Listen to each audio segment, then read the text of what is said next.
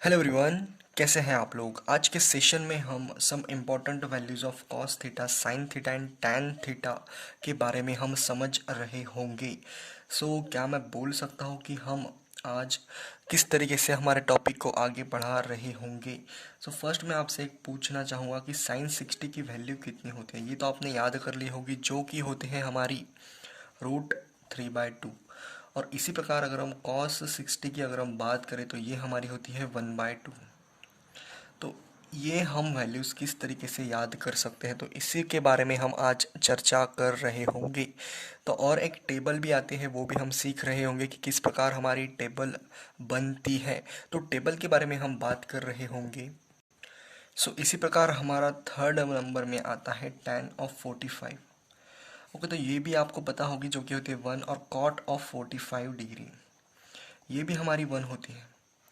तो ये जो वैल्यूज़ हैं हम आज निकालना सीख रहे होंगे। तो सबसे पहले अगर हम टेबल की बात करें तो यहाँ पर हम ड्रॉ कर लेते हैं हमारा टेबल, जो कि कुछ इस प्रकार आ रहा होगा।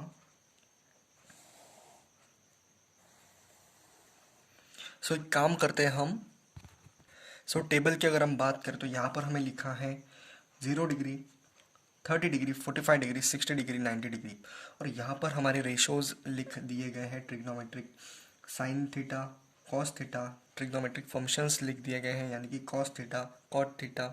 कि कॉट 0 कब होगा, यानी कि यहाँ पर इसकी वैल्यू आ रही होगी, और कॉट कॉस 30 डिग्री की वैल्यू यहाँ पर आ रही होगी, और टैन 45 डिग्री की वैल्यू यहाँ पर आ रही होगी। तो इन वैल्यूज़ को हम अभी निकालना सीख रहे होंगे। शुरू करते हैं हम। आपको करना है, यहाँ पर 1 लिखना है, सॉरी यहाँ पर 0 लिखना है। 0, 1, 2, 3, 4। और इन सबको आपको 4 से डिवाइड करना है। और जब आप इन सबको 4 से डिवाइड करके और फिर से आपको इनका रूट लेना है। रूट लेना है इन सभी वैल्यूज़ का। तो यहाँ पर जो है यही हमारे आ रहे होंगे साइन के वैल्यूज़। ओके, ये हमारे आ रहे होंगे साइन के वैल्यूज़। तो साइन की अगर हम बात करें तो यहाँ पर 1/1 1, 4/4 यहाँ पर आ रहा होगा 1, यानी कि साइन 90 की हमारी जो वैल्यू है वो हमारी आ रही होगी 1। तो इसी प्रकार यहाँ पर 0, यहाँ पर √3/2 हमारा आ रहा होगा, और यहाँ पर हमारा 1/2 आ रहा होगा, सॉरी 1/√2 आ रहा होगा। और यहाँ पर जो है हमारा 1/2 आ रहा होगा साइन 30 की वैल्यू। साइन 0 की वैल्यू हमारी 0 आ रही होगी। तो इसी प्रकार जब हम कॉस की बात करते हैं तो इसी सीरीज को आप उल्टा करके लिख दो, यानी कि रिवर्स करके लिख दो यहाँ पर। जैसे कि यहाँ पर अगर 1 है तो यहाँ पर 1 आ रहा होगा कॉस के केस में, यानी कॉस 0 की वैल्यू हमारी होती है 1। और यहाँ पर √3/2 आ रहा हो, यानी इसी सीरीज को आपको रिवर्स करके यहाँ पर लिख देना है। यहाँ पर 1/√2 आ रहा होगा, यहाँ पर 1/2, और यहाँ पर 0। ओके, तो टैन की अगर हम बात करें तो जो टैन हमारा होता है, तो टैन थीटा हमारा होता है sine theta upon cos theta. Okay, तो आपको बस इन दोनों का रेशियो लेना है, यानी कि साइन अपॉन कॉस।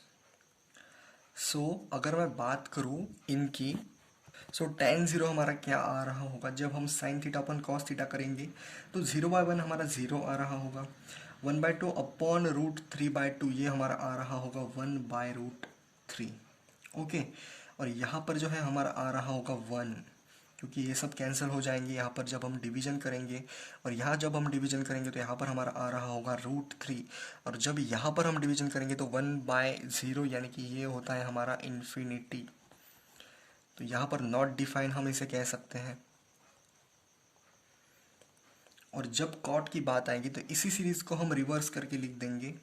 यहाँ पर हमारा आ रहा होगा नॉट डिफाइन, और यहाँ पर हमारा आ रहा होगा √3, यहाँ पर हमारा आ रहा होगा 1, यानी कि कॉट 45 की वैल्यू 1 आ रही होगी, कॉट 60 की वैल्यू क्या आ रही होगी 1/√3, और यहाँ पर हमारा आ रहा होगा 0।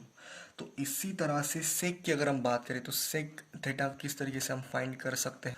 सेक थीटा हमारा क्या होता है, सेक थीटा हमारा होता है, सेक थीटा हमारा क्या होता है कॉस का, यानी कि 1/cos इज इक्वल टू सेक हम बोल सकते हैं। और इसी प्रकार कोसेक को हम क्या बोल सकते हैं, कोसेक थीटा को हम बोल सकते हैं 1/sin, यानी कि ये इनवर्स होता है। सो क्या मैं बोल सकता हूँ हमारा जो साइन है सेक थीटा यानी कि 1। सो सेक थीटा को हम रिलेट किस तरीके से कर सकते हैं, तो सेक थीटा हमारा आ रहा होगा जब हम कॉस थीटा को 1 कर देंगे, यानी कि रेसिप्रोकल में। तो जब हम इनको ले लेंगे तो इनकी जो वैल्यूज़ हमारी आ रही होगी वो हमारी आ रही होगी 1, और जब इसका रेसिप्रोकल ले लेंगे यानी कि इस कॉस थीटा की वैल्यूज़ का हमें रेसिप्रोकल लेना है। सो इसका आ रहा होगा 2/√3, यहाँ पर हमारा आ रहा होगा √2, यानी कि सेक 45 की वैल्यू हमारी √2 आती है, और यहाँ पर 2 आ रही होगी सेक 60 की वैल्यू, और यहाँ पर जो है हमारी आ रही होगी 1/0 यानी नॉट डिफाइन। ओके, 1/0 यानी कि नॉट डिफाइन। और इसी तरह से जब हम कोसेक थीटा की बात करेंगे तो कोसेक थीटा में हमें इसे फिर से रिवर्स कर देना है। ओके, रिवर्स यानी कि इसी सीरीज को रिवर्स लिखेंगे तो यहाँ पर नॉट डिफाइन, यहाँ पर 2, यहाँ पर हमारा √2, यहाँ पर हमारा 2/√3, और यहाँ पर जो है हमारा आ रहा होगा 1। तो इसी तरह से आप इस टेबल को बना सकते हैं साइन थीटा की, जब मतलब आपको सिर्फ ये याद आना चाहिए, यानी कि साइन थीटा सिर्फ एक सीरीज आप याद कर लो, फिर आपको क्या करना है कॉस थीटा की केस में इसको रिवर्स कर देना है। और टैन थीटा किस तरीके से फाइंड करेंगे अपन, टैन थीटा फाइंड करेंगे sine theta upon cos theta.